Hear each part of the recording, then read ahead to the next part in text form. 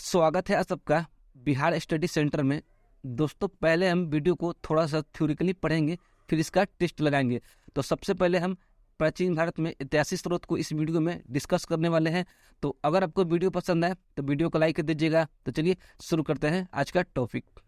प्राचीन भारतीय इतिहास की जानकारी हमें मुख्यतः इन्हीं स्रोतों से प्राप्त होती है। तो पहला स्रोत हो जाएगा हमारा धर्म ग्रंथ एवं ऐतिहासिक ग्रंथ, दूसरा हो जाएगा विदेशी यात्रियों एवं तीर्थयात्रियों, तीसरा हो जाएगा पुरातात्विक स्रोत। तो सबसे पहले हम धर्म ग्रंथ एवं ऐतिहासिक ग्रंथ को डिस्कस करते हैं।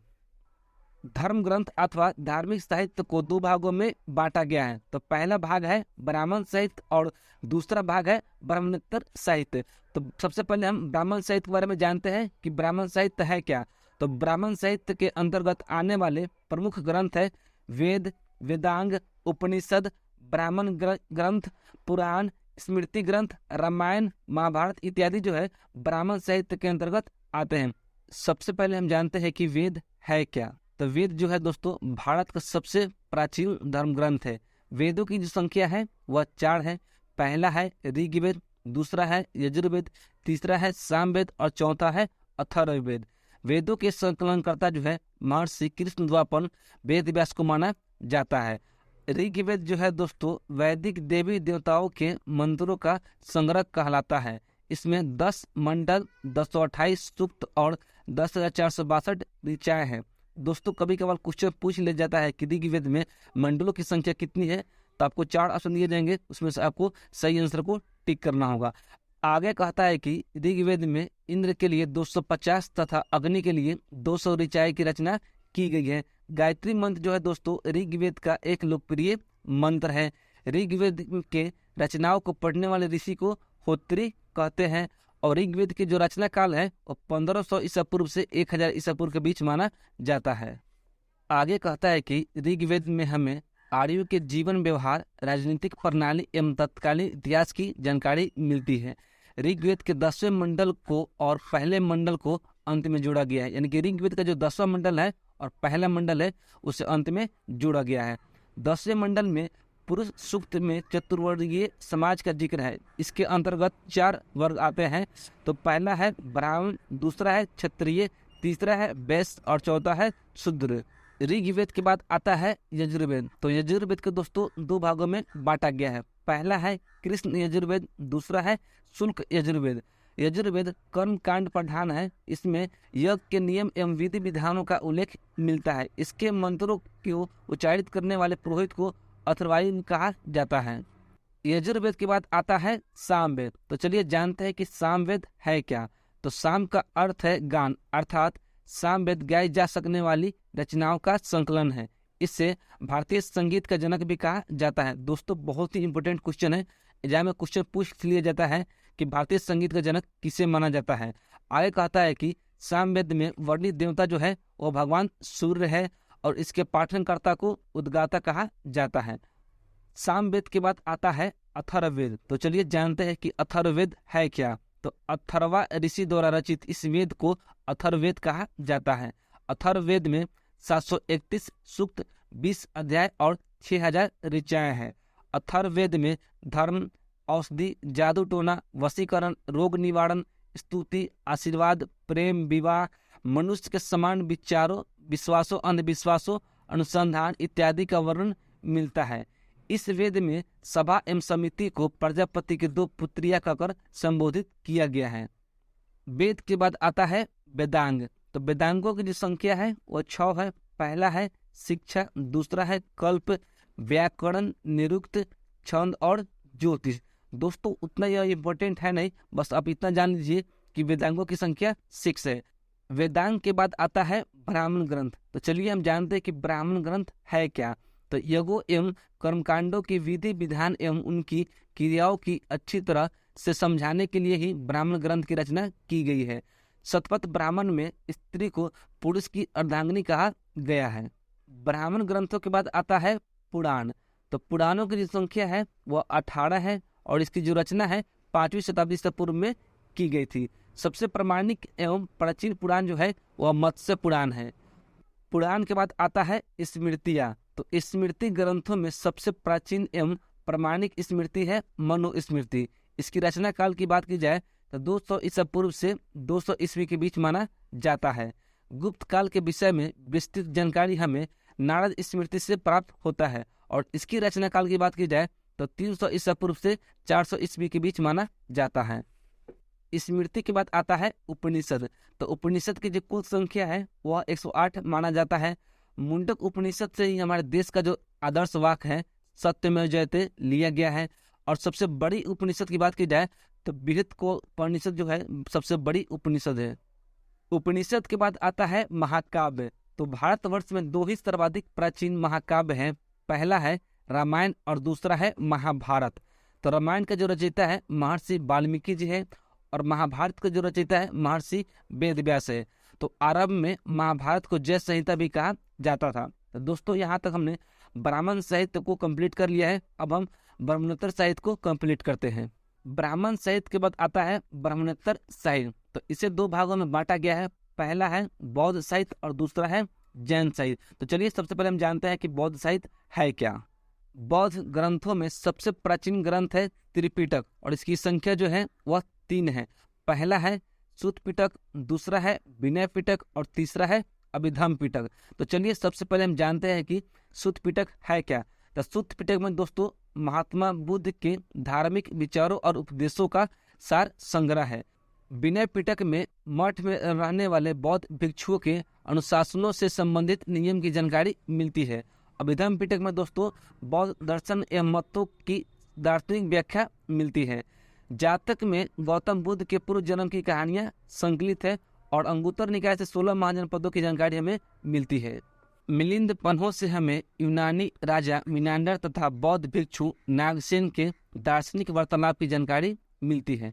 बौद्ध साहित्य के बाद आता है जैन साहित्य। तो जैन साहित्य को आगम कहते हैं और जैन धर्म का जो प्रारंभिक इतिहास है वो कल्प सूत्र से ज्ञात होता है।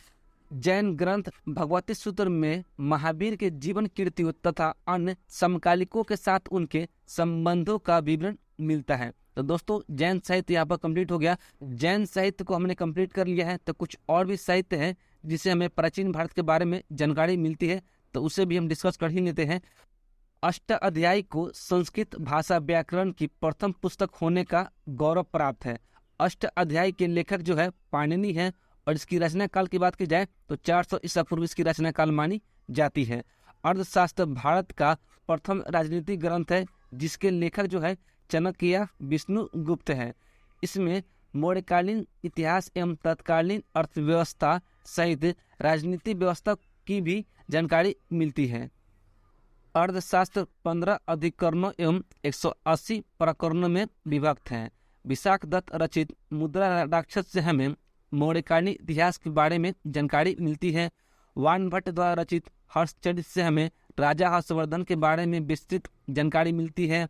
विक्रम देव चरित्र की जो रचना है बिरहन द्वारा की गई थी, जिससे हमें चालुक्य नरेश विक्रमादित्य के संबंध में प्रचुर जानकारी मिलती है। संस्कृत साहित्य में ऐतिहासिक घटनाओं को क्रमबद्ध ढंग से लिखने का जो प्रथम प्रयास है वो कल्हण ने अपनी पुस्तक राजतरंगिणी में किया है। कल्हण द्वारा रचित राजतरंगिणी कश्मीर के इतिहास पर प्रकाश डालता है। पुष्यमी शुंग के पुरोहित जो पतंजलि है उनके द्वारा जो लिखी गई पुस्तक है महाभाष्य, उससे हमें शुंग वंश के इतिहास के बारे में जानकारी मिलती है। कालिदास द्वारा लिखित जो पुस्तक है रघुवंशम, उससे हमें गुप्त वंश के इतिहास के बारे में जानकारी मिलती है। सुद्रक द्वारा रचित जो पुस्तक है मृच्छकटिकम, इससे हमें गुप्तकालीन सांस्कृतिक इतिहास की जानकारी मिलती है। स्वप्नवास दत्ता के लेखक कौन है? तो स्वप्नवास दत्ता के जो लेखक है वह भास है। कालिदास ने 4वीं शताब्दी ईसा पूर्व में मालविका अग्निमित्र की रचना की थी, जिसमें शुंग वंश के इतिहास पर प्रकाश डाला गया है। धर्म ग्रंथ के बाद हो जाएगा विदेशी यात्री। इससे भी हमें काफी जानकारी मिलती है प्राचीन भारत के इतिहास के बारे में। तो सबसे पहले हो जाएगा फाहियान। यह चीनी यात्री जो है गुप्त वंश के राजा चंद्रगुप्त द्वितीय के शासनकाल में आया था और फाहियान जो है दोस्तों भारत में 15 वर्षों तक रहा था। वेन सांग यह चीनी यात्री जो है सम्राट हर्षवर्धन के दरबार में आया था। वेन सांग जो है दोस्तों भारत में 16 वर्षों तक रहा। इत्सिंग जो है 7वीं शताब्दी के अंत में भारत आया था और हेरोडोटस को इतिहास का जनक माना जाता है, यानी कि द फादर ऑफ हिस्ट्री जो है हेरोडोटस को ही कहा जाता है। इन्होंने हिस्टोरिका नामक प्रसिद्ध पुस्तक लिखी जिसमें तत्कालीन भारत और फारस के संबंधों का वर्णन किया गया है। मेगास्थनीज यूनानी राजा सेल्यूकस निकेटर का राजदूत था। वह चंद्रगुप्त मौर्य के दरबार में आया था। उसकी प्रसिद्ध पुस्तक का नाम है इंडिका और अपनी इस पुस्तक में उसने मौर्यकालीन समाज एवं संस्कृति का विवरण प्रस्तुत किया है। प्लिनी ने प्रथम शताब्दी में अपनी प्रसिद्ध पुस्तक नेचुरल हिस्ट्री में भारत और इटली के बीच होने वाले व्यापार के साथ साथ भारत के पशु पक्षी पेड़ पौधे एवं खनिज पदार्थों के साथ साथ अन्य भारतीय वस्तुओं के बारे में भी विस्तार पूर्वक लिखा है। डाइमेकस सीरिया के सम्राट अंतियोकस का राजदूत था। वह राजा बिंदुसार के दरबार में आया था। पीपल्स ऑफ द एरिथ्रियल सी नामक जो प्रसिद्ध पुस्तक है, इसकी जो रचना है एक अज्ञात यूनानी लेखक ने की थी। अलबरूनी का मूल नाम अबू रिहान था। वह लेखक होने के साथ साथ गणितज्ञ एवं ज्योतिष भी था। 11वीं शताब्दी में वह महमूद गजनबी के साथ भारत आया था और अलबरूनी ने किताब उल हिंद नामक प्रसिद्ध पुस्तक की रचना की है। विदेशी यात्री के बाद हो जाएगा पुरातात्विक स्रोत। इससे भी हमें काफ़ी जानकारी मिलती है, जैसे सिक्के हो गए, अभिलेख हो गया, स्मारक हो गया या भवन हो गया। इससे भी हमें प्राचीन भारत के इतिहास के बारे में काफ़ी जानकारी मिलती है। सबसे पहले हम अभिलेख को डिस्कस करते हैं। तो सर्वाधिक प्राचीन जो अभिलेख है भोगाज कोई नामक स्थान से प्राप्त हुआ है। इस अभिलेख में वैदिक काल के देवता इंद्र, मित्र, वरुण और नक्षत्र के नाम खुदे हुए मिलते हैं। आगे कहता है कि सबसे अधिक संख्या में प्राचीन अभिलेख जो है सम्राट अशोक के समय में मिले हैं और यह जो अभिलेख है यूनानी, ब्राह्मी, खरोष्टी तथा अरमाइक भाषा में प्राप्त हुए हैं। एक नोट यहाँ पर दिया गया है, देख लीजिए। खरोष्टी तथा अरमाइक जो लिपि है वह दाएं से बाईं ओर लिखी जाती थी, जबकि ब्राह्मी जो लिपि है वो बाएं से दाईं ओर लिखी जाती थी। सर्वप्रथम भारतवर्ष शब्द का जो उल्लेख है कलिंग राजा खारवेल के हाथी गुफा अभिलेख से मिलता है। सर्वप्रथम 1837 ईस्वी में जेम्स प्रिंसेप ने ब्राह्मी लिपि में लिखा सम्राट अशोक का जो अभिलेख है उसे पढ़ने में सफलता प्राप्त की थी। गुप्त काल से पूर्व के अभिलेख जो है प्राकृतिक भाषा में है, जबकि इसके बाद के जो अधिकतर अभिलेख है वह संस्कृत भाषा में पाए जाते हैं।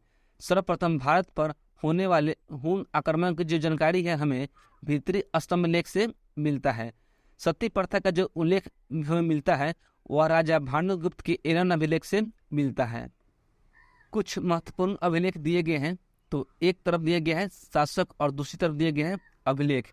तो समुद्रगुप्त का हो जाएगा प्रयाग प्रशस्ति, रुद्र दमन का हो जाएगा जूनागढ़ अभिलेख, स्कंदगुप्त का हो जाएगा भीतरी स्तंभ लेख, खारवेल का हो जाएगा हाथी गुफा अभिलेख, पुलकेशिन द्वितीय का हो जाएगा एहोल अभिलेख, राजा भोज का हो जाएगा ग्वालियर अभिलेख, यशोवर्मन का हो जाएगा मंदसौर अभिलेख और गौतमी वल्लीश्री का हो जाएगा नासिक अभिलेख। तो इससे एक चार्ट को आप पूरा क्लियरली स्क्रीनशॉट ले लें और देख लें। अभिलेख के बाद आता है स्मारक एवं भवन। तो अंतरजी खेरा की खुदाई से लोहे के प्रयोग में होने का साक्ष्य मिलता है। कश्मीरी नौपाषाण स्थल बुर्ज होम से गड्ढे घर मिलते हैं जिसमें नीचे उतरने के लिए सीढ़ियां पाई गई हैं। उत्तर भारत में मंदिर कला शैली को नागर कहा जाता था। दक्षिण भारत में मंदिर कला शैली को द्रविड़ तथा मध्य भारत में मंदिर कला शैली को बेसर कहा जाता था। स्मारक एवं भवन के बाद हो जाएगा सिक्के। सिक्के से भी हमें काफ़ी जानकारी मिलती है। तो प्राचीन भारतीय सिक्के को आहत सिक्के कहा जाता है। इन्हें ठप्पा मारकर बनाने से ही इनका नाम आहत सिक्के पड़ा। इन पर केवल चिन्ह खोदे होते थे। सर्वाधिक प्राचीन भारतीय सिक्के जो है 5वीं शताब्दी ईसा पूर्व के प्राप्त हुए हैं। अधिकतर आहत सिक्के पूर्वी उत्तर प्रदेश और मगध क्षेत्र से मिले हैं। यवन शासकों ने ही सर्वप्रथम सिक्कों पर लेख लिखना शुरू किया। समुद्रगुप्त द्वारा जारी सिक्कों पर उनकी बिना मजाती मुद्रा अंकित होने से ही संगीत प्रेमी होने का स्पष्ट प्रमाण मिलता है। सर्वाधिक स्वर्ण सिक्के जो है गुप्त काल में जारी किए गए थे। सर्वाधिक शुद्ध स्वर्ण जो मुद्राएं हैं वो कुषाण काल में जारी किए गए थे।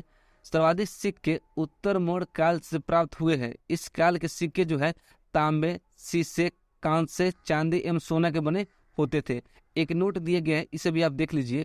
प्राचीन भारत में जो लोहे का उपयोग है 1100 ईसा पूर्व में हुआ था। दोस्तों, प्राचीन भारत का जो पहला चैप्टर है ऐतिहासिक स्रोत, उससे हमने थ्योरिटिकली कंप्लीट कर लिया है। तो बहुत जल्द आपको इसका एक टेस्ट वीडियो देखने को मिल जाएगा। तो अगर आप इसके PDF लेना चाहते हैं तो वीडियो के डिस्क्रिप्शन में व्हाट्सअप नंबर दिए गए, आप वहाँ से कॉन्टैक्ट कर लें और साथ ही साथ आप हमारे टेलीग्राम ग्रुप को भी ज्वाइन कर लें। तो चलिए मिलते हैं अगली वीडियो में। जय हिंद।